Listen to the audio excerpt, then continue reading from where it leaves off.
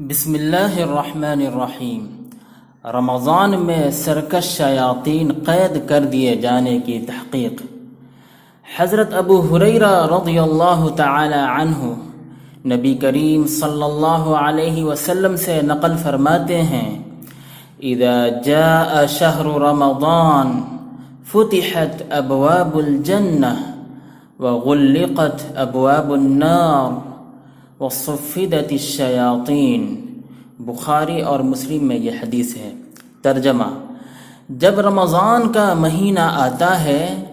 تو جنت کے دروازے کھول دیے جاتے ہیں اور دوزخ کے دروازے بند ہو جاتے ہیں اور شیطان جکڑ دیے جاتے ہیں۔ اس کی تشریح میں کچھ باتیں کہی گئی ہیں، سماعت فرمائیں۔ یہ تو ظاہر ہے کہ دنیا میں عام طور پر شرارتیں اور بداعمالیاں جو انسانوں سے سرزد ہوتی ہیں وہ ان کی شکم سیری و جسمانی قوت کی وجہ سے ہوتی ہیں۔ سو جب روزے کی وجہ سے جسمانی قوت میں کمی آ جاتی ہے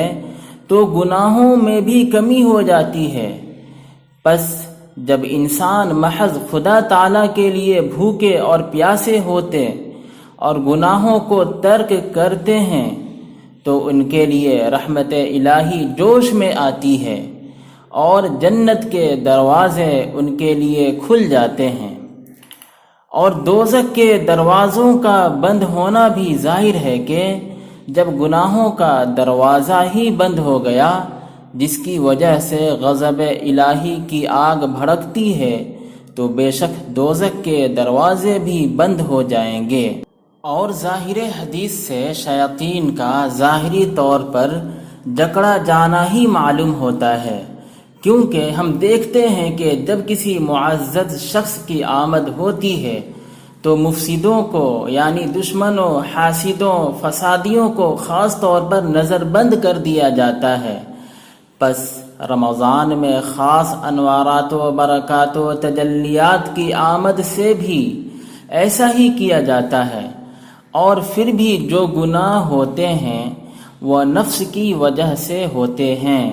نہ کہ شیاطین کی وجہ سے۔ اور بعض علماء فرماتے ہیں کہ شیاطین کے جکڑے جانے کا مطلب یہ ہے کہ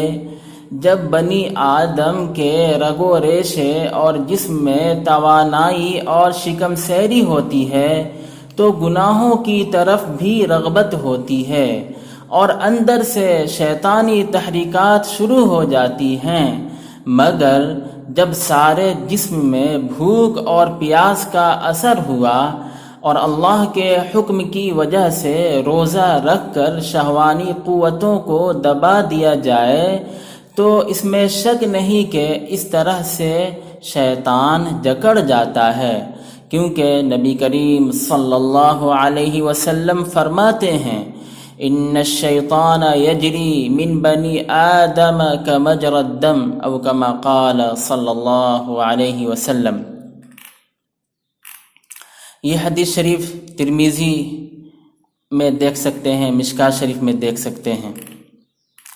اس کا ترجمہ ہے، بے شک شیطان بنی آدم کی رگ و ریشے میں خون کی طرح جاری اور رواں رہتا ہے۔ اس حدیث سے صاف ظاہر ہے کہ شیطان کا مقام بنی آدم کے رگ و ریشے میں ہوتا ہے۔ پس جب رگ و ریشے کی قوتوں میں کمی آ جائے اور روزے کی وجہ سے شیطانی تحریکات کا ظہور نہ ہو یعنی شیطان حرکت نہ کرے تو بعض علماء کے قول کے مطابق یہی مطلب ہے شیطان کے جکڑے جانے کا، واللہ اعلم۔ ایک اس کی تشریح اس طرح بھی کی گئی ہے کہ رمضان میں شیاطین کے مقید ہو جانے کا اثر یہی ہے کہ رمضان کے قبل جو نفسانی خواہشیں طبعاً پیدا ہوتی تھیں ان کی اعانت شیاطین بھی کیا کرتے تھے، اس لیے تقاضا شدید ہوتا تھا کہ ضبط میں زیادہ مشقت ہوتی تھی، اور رمضان میں گو ایسی خواہشیں پیدا تو ہوتی ہیں کیونکہ نفس اور طبیعت نہیں قید ہوئے، مگر شیاطین چونکہ قید ہو گئے اس لیے ان کی جانب سے اعانت نہیں ہوتی تو تقاضا اس قدر نہ ہوگا اور رکنا اس قدر دشوار نہ ہوگا، گناہوں سے رکنا اس قدر دشوار نہ ہوگا۔ چنانچہ یہ امر تجربہ اور مشاہدے سے دیکھ لیا جائے کہ بالکل صحیح ہے۔ اسی طرح شیخ الحدیث حضرت مولانا زکریا رحمۃ اللہ علیہ ایک حدیث نقل کرتے ہیں حضرت ابو ہریرہ رضی اللہ تعالیٰ عنہ سے فضائل اعمال میں۔ اس حدیث میں بہت سی باتیں ہیں، پھر اس میں ایک لفظ ہے وَتُصَفَّدُ فِيهِ مَرَدَةُ الشَّيَاطِينِ فَلَا يَخْلُصُوا فِيهِ إِلَى مَا كَانُوا يَخْلُصُونَ إِلَيْهِ فِي غَيْرِهِ۔ اس کا ترجمہ اس طرح کیا گیا ہے، اس میں یعنی رمضان میں سرکش شیاطین قید کر دیے جاتے ہیں، سرکش شیاطین قید کر دیے جاتے ہیں کہ وہ رمضان میں ان برائیوں کی طرف نہیں پہنچ سکتے جن کی طرف غیر رمضان میں پہنچ سکتے ہیں۔ یہ ترجمہ ہے اور حدیث کا ٹکڑا ہے، اس کے بعد سے پھر اس کی تشریح جو ہے وہ بہت اہم ہے۔ اس حدیث کے تعلق سے وہ لکھتے ہیں کہ حسن بالمتابعۃ والشواہد، اور پھر اس کے آخر میں یہ بات بھی لکھی گئی ہے کہ یہ حدیث شریف اس طرح کی حدیث شریف احمد میں، مسند ابو ہریرہ میں، بزار میں، بیہقی میں، اس طرح کی کتابوں میں یہ حدیث شریف ہم دیکھ سکتے ہیں۔ جب اس کی تشریح وہ کرتے ہیں تو اس طرح تحریر فرماتے ہیں کہ رمضان کی جو خصوصیات ہیں ان میں سے ایک خصوصیت یہ ہے کہ سرکش شیاطین کا قید ہو جانا ہے، سرکش شیاطین قید ہو جاتے ہیں جس کی وجہ سے معاصی کا زور کم ہو جاتا ہے۔ رمضان المبارک میں رحمت کے جوش اور عبادت کی کثرت کا مقتضا یہ تھا کہ شیاطین بہکانے میں بہت ہی انتھک کوشش کرتے اور ایڑی چوٹی کا زور ختم کر دیتے، اور اس وجہ سے معاصی کی کثرت اس مہینے میں اتنی ہو جاتی کہ حد سے زیادہ۔ لیکن باوجود اس کے یہ مشاہدہ ہے اور محقق کے مجموعی طور سے گناہوں میں بہت کمی ہو جاتی ہے۔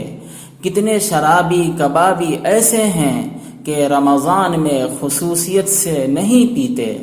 اور اسی طرح اور گناہوں میں بھی کھلی کمی ہو جاتی ہے، لیکن اس کے باوجود گناہ ہوتے ضرور ہیں، مگر ان کے سرزد ہونے سے حدیث پاک میں تو کوئی اشکال نہیں، اس لیے کہ اس کا مضمون ہی یہ ہے کہ سرکش شیاطین قید کر دیے جاتے ہیں۔ اس بنا پر اگر وہ گناہ غیر سرکشوں کا اثر ہو تو کچھ خلجان نہیں۔ البتہ دوسری روایات میں سرکش کی قید کے بغیر مطلقاً شیاطین کے مقید ہونے کا ارشاد بھی موجود ہے۔ پس اگر ان روایات سے بھی سرکش شیاطین کا ہی قید ہونا مراد ہے کہ بسا اوقات لفظ مطلق بولا جاتا ہے مگر دوسری جگہ سے اس کی قیودات شرائط معلوم ہو جاتی ہیں، تب بھی کوئی اشکال نہیں رہا۔ البتہ اگر ان روایات سے سب شیاطین کا مقید ہو جانا، محبوس ہونا مراد ہو، تب بھی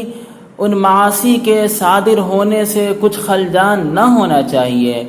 اس لیے کہ اگرچہ معاصی گناہ عموماً شیاطین کے اثر سے ہوتے ہیں مگر سال بھر تک ان کے تلبس اور اختلاط اور زہریلے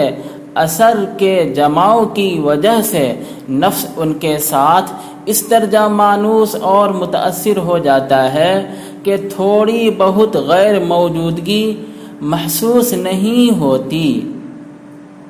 بلکہ وہی خیالات اپنی طبیعت بن جاتے ہیں۔ اور یہی وجہ ہے کہ بغیر رمضان کے جن لوگوں سے گناہ زیادہ سرزد ہوتے ہیں، رمضان میں بھی انہی سے زیادہ تر صدور ہوتا ہے، وہی لوگ زیادہ گناہ کرتے ہیں، اور آدمی کا نفس چونکہ ساتھ رہتا ہے اس لیے اس کا اثر ہے۔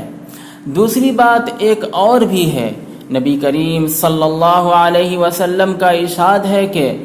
جب آدمی کوئی گناہ کرتا ہے تو اس کے قلب میں ایک کالا نقطہ لگ جاتا ہے، اگر وہ سچی توبہ کر لیتا ہے تو وہ دھل جاتا ہے، ورنہ لگا رہتا ہے، اور اگر دوسری مرتبہ گناہ کرتا ہے تو دوسرا نقطہ لگ جاتا ہے، حتیٰ کہ اس کا قلب بالکل سیاہ کالا ہو جاتا ہے، پھر خیر کی بات اس کے قلب تک نہیں پہنچتی۔ اسی کو حق تعالی شانہ نے اپنے کلام پاک میں اس طرح ارشاد فرمایا ہے، کلا بل ران علی قلوبہم، سورۃ المطففین، کہ ان کے قلوب زنگ آلود ہو گئے۔ ایسی صورت میں وہ قلوب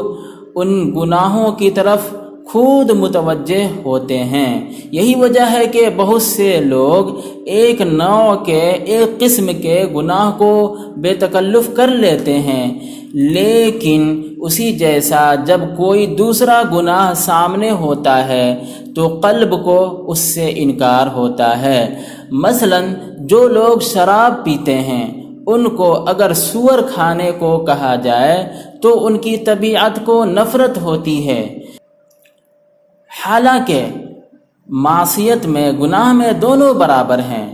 تو اسی طرح جب کہ غیر رمضان میں وہ ان گناہوں کو کرتے رہتے ہیں تو دل ان کے ساتھ رنگے جاتے ہیں، جس کی وجہ سے رمضان المبارک میں بھی ان کے سرزد ہونے کے لیے شیاطین کی ضرورت نہیں رہتی۔ بالجملہ اگر حدیث پاک سے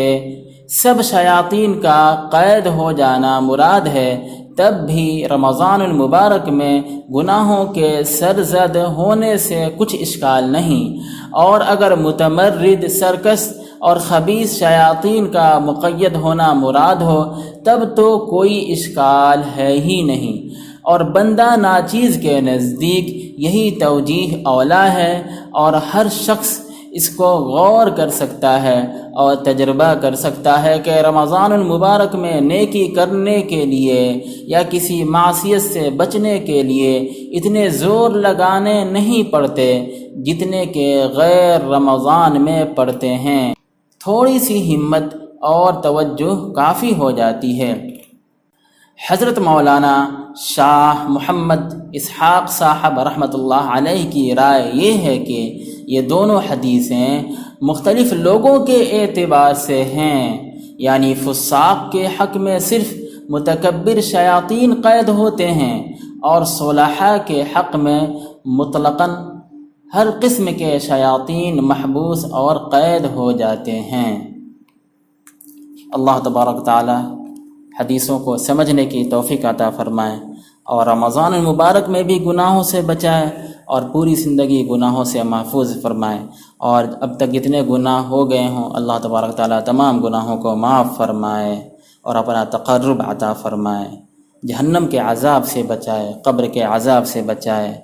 اور جنت عطا فرمائے، اور دنیاوی مصیبتوں سے بھی حفاظت فرمائے۔ وآخر دعوانا ان الحمد للہ رب العالمین۔